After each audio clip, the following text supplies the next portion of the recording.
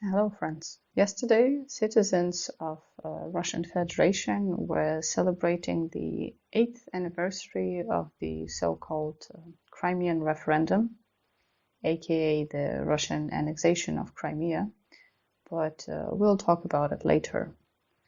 In the meantime, while this celebration was happening, Russians were dropping bombs on Ukrainian cities. Russians target and destroy Ukrainian schools, hospitals, residential areas, maternity wards, factories, power plants. They fire at humanitarian corridors in Mariupol, Kyiv, Kharkiv, Kherson, and countless others Ukrainian villages and cities. I'll take the liberty to paraphrase the speech that our president gave to the American Congress. He said, "You had 9/11. Our 9/11 happens 24/7 since February 24th. But you know what was the first trigger for me to make this video? This. But what about it? The Washington Post, BBC, Wall Street Journal, Deutsche Welle, Der Spiegel, and lots of other media gave this so-called journalist a huge platform. Thousands of people thanked her on Facebook. Even our president expressed his gratitude in one of his videos. I'd like to address each person that tries to glorify this organism and calls her brave and a face of new Russian journalism. Thing is, for those of you who have just heard about her, for years she has been working on the First Russian channel. It's called First Channel, and it's the top propaganda channel of the whole Russian Federation.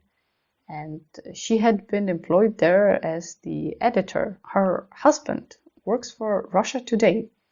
And this propaganda channel is so toxic that even YouTube has blocked it, and several countries have finally stopped it from airing. For years, she has been responsible for harmful and deceitful information that was spread to the world. But after this one incident, she is suddenly a hero and she deserves praise. She got a fine and she quit. That's amazing, heroic behavior. And the president of France, Emmanuel Macron, offers her asylum. I just want to ask some people, how fucking dumb are you? Russians kill Ukrainian journalists and journalists from other countries, and this barely gets mentioned. But this propagandist is now seen as a national hero. For folks who are unaware of how Russian state channels work, Ukrainian journalists, for example, Yanina Sokolova, openly claimed that Russian state channels had stopped their live broadcasting for decades now. Everything that is aired live on Russian state media has been either pre-recorded or it is aired with 1 or 2 minutes delay. So things can be altered on the go to fit the propaganda. One innocent example I'd like to point out to. Yesterday I learned that during the opening ceremony of the Olympics in Sochi in 2014, one of the rings fell to open, and to cover it, Russian TV aired a pre-recorded successful video of the pre-opening tests. The Olympics in Russian Federation were held only a couple of weeks before the annexation of Crimea. What makes my blood boil is also this thing. When this journalist burst into the studio with her poster, the news anchor didn't even twitch a muscle. She didn't turn back to see what's happening. She just kept going on and on.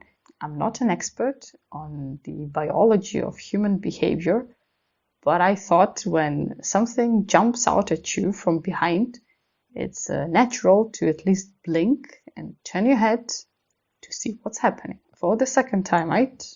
How fucking dumb Are you to believe that this hasn't been staged? Each day, my hate towards the inhabitants of Russian swamps is growing stronger, and it's not just because of them shelling, bombing, kidnapping, torturing, raping, and murdering Ukrainians. It's growing because after all this shit they've been doing in Ukraine for centuries, and I recommend you check the 3 terror famines in Ukraine in 1921, 1932, and 1946. And even after that, there are still numerous people, both in power as well as celebrities, who have the audacity to ask others to not hate regular Russian citizens because it's Putin's war, and Russians are seen as victims of Putin's propaganda.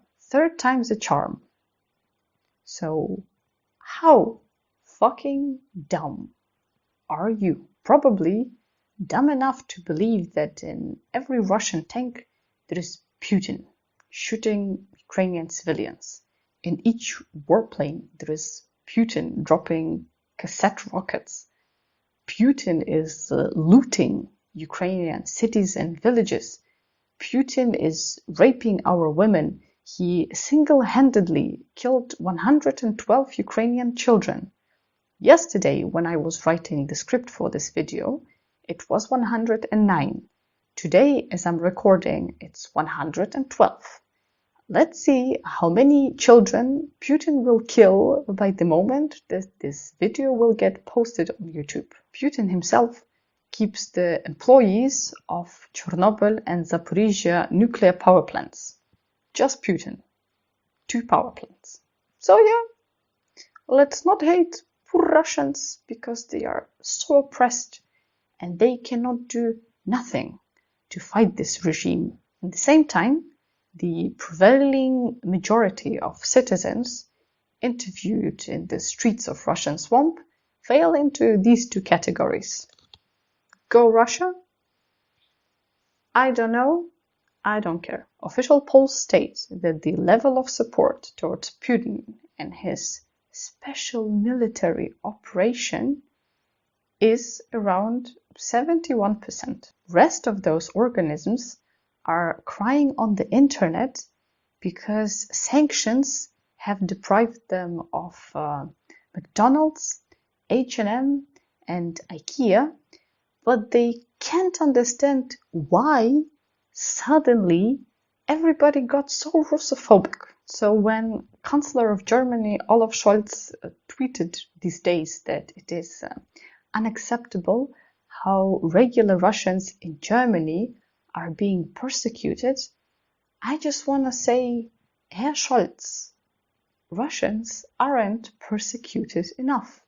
When Human Rights Watch has the audacity to say that Ukrainians are violating rights of Russian soldiers by posting videos of them on the internet, I just want to say what I heard yesterday.